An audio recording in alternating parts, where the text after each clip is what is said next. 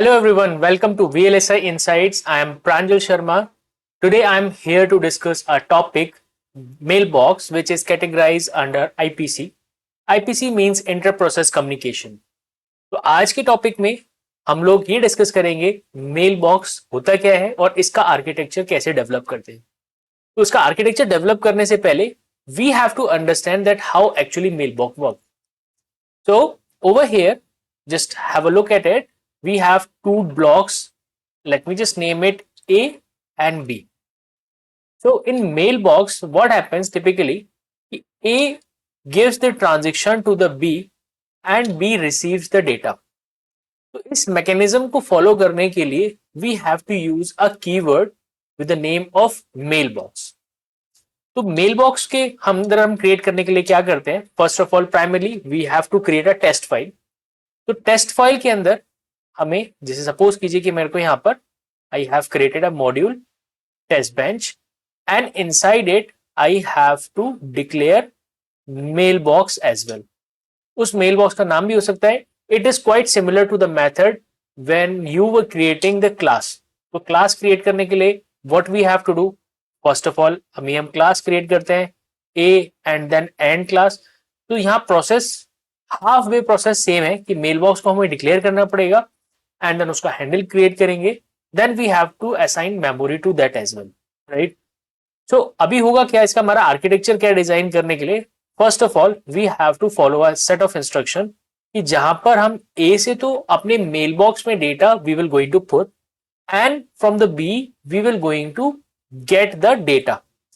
तो जो भी डेटा हम ए ब्लॉक से पुट करेंगे मेल बॉक्स के थ्रू, और मेल बॉक्स क्या है, एक चैनल है, बेसिकली एक कम्युनिकेशन है कि बेसिकली आप समझ सकते हैं इंटर प्रोसेस कम्युनिकेशन मतलब एक मेथड है जो दो ब्लॉक्स के बीच में डेटा ट्रांसमिट करवा रहा है। ट्रांसमिट कराने के लिए we have to use method like जो भी अभी सपोज कीजिए मैंने एक मेल बॉक्स लिया, उसका नाम मैंने MBX लिखा है। तो what I have to do, MBX dot put, और पुट के अंदर जो भी मेरे को पैरामीटर पुट करना है I will going to put that, and on the receiver end I have to use the process similar to that only. यहां पर क्या होगा, MBX डॉट गेट, और इसके बाद जो भी मेरे को डेटा टाइप मेरा यहां पर होगा, जो इंटीजर टाइप डेटा टाइप होगा, that I will going to use.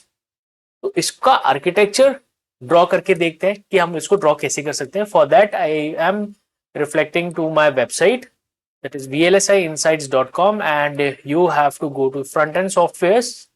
Here you are going to find a option on the primary, on the first top option, where you are going to get the tool access, right?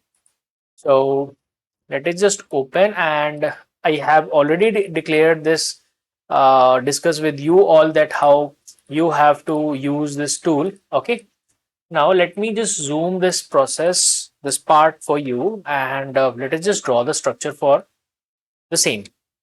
So I told you this thing. So first of all, what we have to do, we have to create a test bench, and test bench usually we create with the name of TB only. Okay, so this is like module TB and end module I have created. Now the second thing is that I have to use a keyword which is mailbox, right. तो यहाँ पर मेरे को mail box use करना है, और mailbox का जब मैं कीवर्ड डालूंगा तो यहाँ पर मुझको उसको हैंडल भी क्रिएट करना है, दैट इज लाइक MBX। अभी दो तरीके के मेथड्स हैं मेरे पास यहाँ पर, या तो मैं इसको एक अलग ब्लॉक में जाके इसके अंदर मेमोरी असाइन करूं, या there is a simple way as well कि यहाँ पर MBX is equals to new and parenthesis के अंदर I have to define the variables. तो बेसिकली ये टू मैंने इसलिए डाला है कि यहाँ पर ऑलमोस्ट दो items this mailbox can hold. अगर मैं यहाँ पर 1 डालता हूं तो यहाँ पर ये एक ही आइटम एक बार में होल्ड करेगा, और अगर यहाँ पे मैंने 2 डाले, कोई भी नंबर यहाँ पे मैंने डाले, तो एक बार में 2 items it can hold. Now the second thing is that अभी यहाँ पर हम कंप्लीट सॉक ब्लॉक के बारे में डिस्कस नहीं करेंगे, सॉक मींस SOC के बारे में।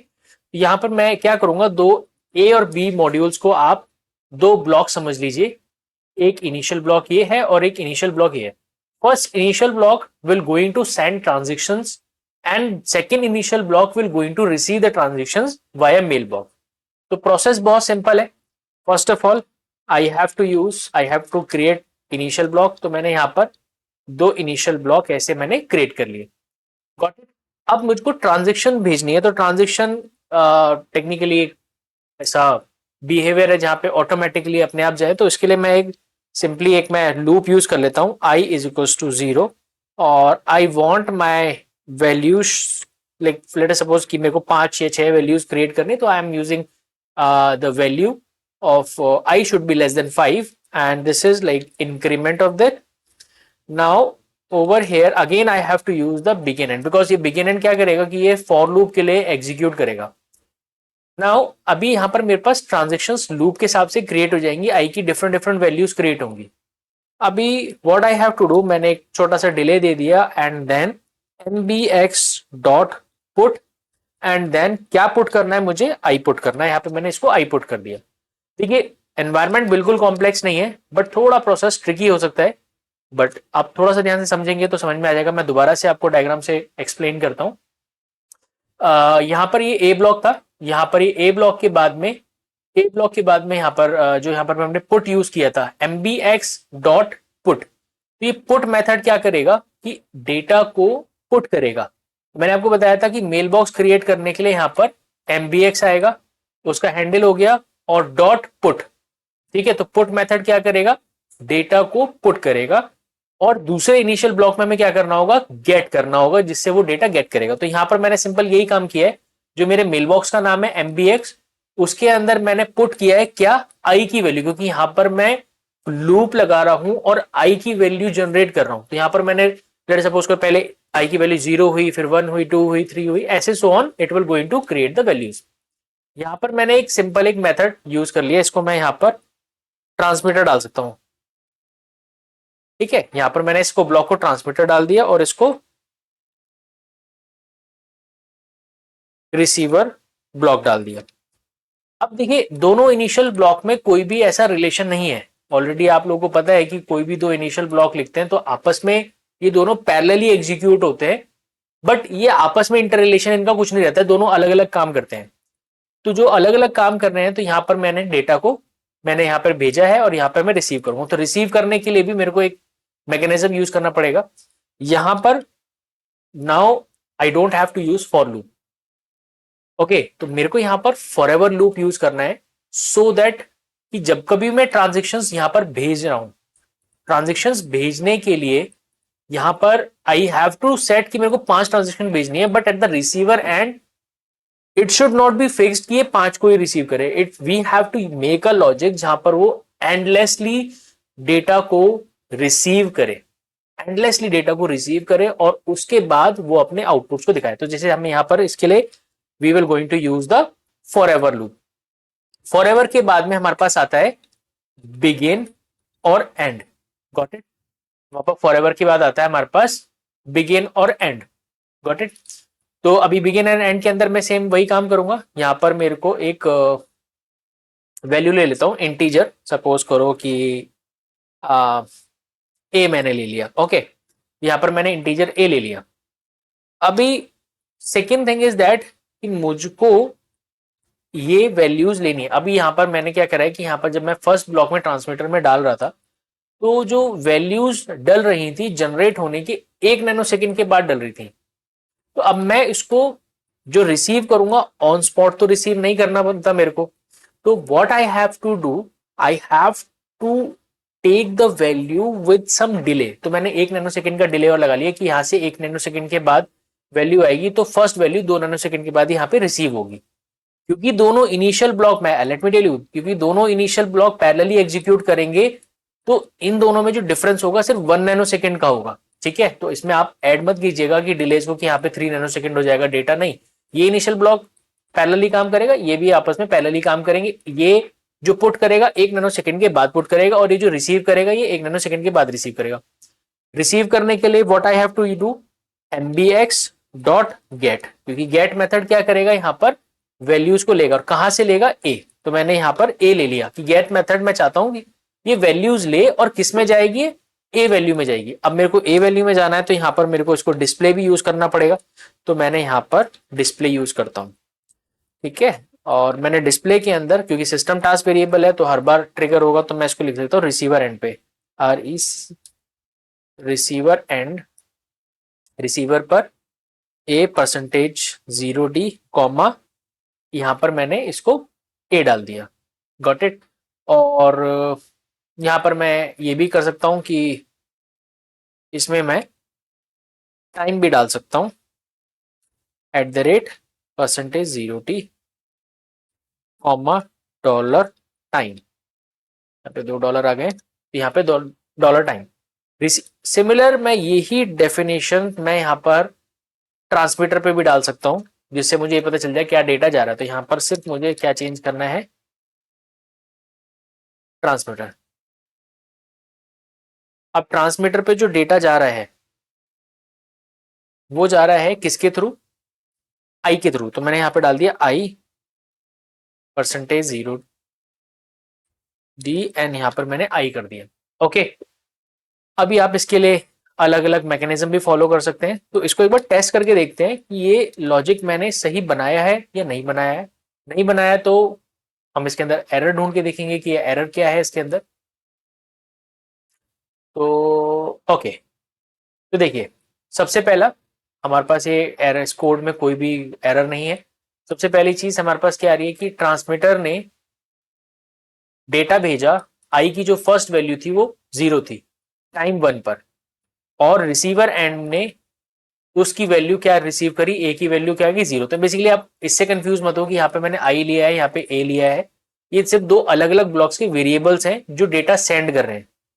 आप ये समझ सकते हैं कि भाई सपोज कीजिए कि ए ब्लॉक के अंदर there is one guy Rahul and the second guy Ravi is there. Rahul क्या कर रहा है कि वो ए ब्लॉक का वर्कर है जो डेटा को डाल रहा है, और जो बी ब्लॉक रवि जो है वो बी ब्लॉक का वर्कर है जो डेटा को ले रहा है। तो उसके नाम से आई डोंट फील कि लाइक ये कंफ्यूजन होना चाहिए। तो यहाँ पर आई इज इक्वल टू आई की वैल्यू फर्स्ट 0 आई, तो रिसीवर ने भी 0 रिसीव कर लिया फर्स्ट। देन ट्रांसमीटर ने ए वैल्यू जनरेट करी, और उसके बाद फिर आप देखें यहाँ पर 2 वैल्यू जनरेट करी, तो रिसीवर ने 1 लिया, एंड देन ट्रांसमीटर ने 3 दिया, तो रिसीवर ने 2 सेकंड के बाद 2 लिया, फिर ट्रांसमीटर ने 4 जनरेट कर दिया। क्योंकि देखिए ये जो वैल्यूज जनरेट हो रही है हर 1 नैनो सेकंड के बाद जनरेट हो रही है, और ट्रांसमीटर 2 नैनो सेकंड के बाद रिसीव कर रहा है। तो यहाँ पर एक एक साइकिल का डिफरेंस मिलेगा आपको। देखो फर्स्ट तो सेम टाइम 2 नैनो सेकंड में मिल जाएगी, बट तब तक ट्रांसमीटर 2 नैनो सेकंड पर दूसरी वैल्यू भी लोड कर चुका है जो आई की वैल्यू है। तो यहाँ पर आपको 3 नैनो सेकंड के टाइम पर आई की वैल्यू भी आपको दोबारा से चेंज होगी। तो यहाँ पे इसलिए दो वैल्यूज कंसेक्यूटिवली आपने देख ली है। यहां पर रिसीवर पे इसको 1 मिल गया, फिर रिसीवर पे 2 मिल गया, फिर रिसीवर को 3 मिल गया, फिर रिसीवर को 4 मिल गया। तो यहां पर आप देख सकते हैं टाइम 6 तक ट्रांसमीटर ने अपना डेटा रिटर्न मैकेनिज्म कंप्लीट कर दिया, बट रिसीवर एंड को 10 नैनो सेकेंड्स लगे वो सारा का सारा डेटा गैदर करने के लिए, और यहां पर हमारा डेटा लॉस हुआ भी नहीं। तो ये सिंपल आर्किटेक्चर है। तो एक बार आप कोड के थ्रू भी गो थ्रू कर सकते हैं दोबारा से। सिंपली ये ट्रांसमीटर एंड है, इसको लिए सबसे पहले मुझे प्राइमरली मेल बॉक्स क्रिएट करना पड़ेगा, क्योंकि मैं 2 ट्रांजेक्शन चाहता हूँ कि एक बार में 2 होल्ड करें, तो मैंने 2 डाल दिया है। यहाँ पर फर्स्ट इनिशियल ब्लॉक के अंदर हम लोग डेटा डाल रहे हैं जहाँ पे मैंने ट्रांसमीटर की वैल्यू डाली। अभी अगर मैं यहाँ पर सपोज कीजिए 2 डाल देता हूँ, यहाँ पे डिले, सपोज एक टेस्ट केस और चला के देखते हैं कि 2, ये भी 2 नैनो सेकंड पर एग्जीक्यूट कर रहा है और ये भी 2 नैनो सेकंड पर ही डेटा ले रहा है, मतलब ट्रांजेक्शन सेंड और रिसीव दोनों 2 पेयर हो रही है। तो यहाँ पे आई 0 आ गया, 0 आ गया, फिर दोबारा ट्रांसमीटर 1 कर रहा है तो 2 पर ही, 4 पर हमारे पास ये आ गया। तो बेसिकली डिले ऐड होते रहेंगे इंटरनली ब्लॉक में। फिर उसके बाद रिसीवर ने रिसीव 2 किया, फिर ट्रांसमीटर ने 3 भेजा तो रिसीवर ने 3 रिसीव कर लिया, ट्रांसमीटर ने 4 भेजा तो फिर 10 टाइम पर इसने दोबारा से 4 रिसीव कर लिया। तो अब देखिए यहाँ पर जो ट्रांसमीटर का जो टाइम है वो 10 है, और यहाँ पे रिसीवर का टाइम भी 10 है। तो आप इस तरीके से, मेल बॉक्स एक मैकेनिज्म है जिसमें आप डेटा को 2 ब्लॉक्स के थ्रू डेटा को सेंड कर सकते हो, और डेटा यहाँ पर आराम से एक ब्लॉक से दूसरे ब्लॉक में पहुंच जाता है गेट और पुट मेथड के थ्रू। तो this is known as IPC. So I hope you are able to understand the concept, and if you like the video, do hit the like button, subscribe to my channel, and see you soon with a new topic.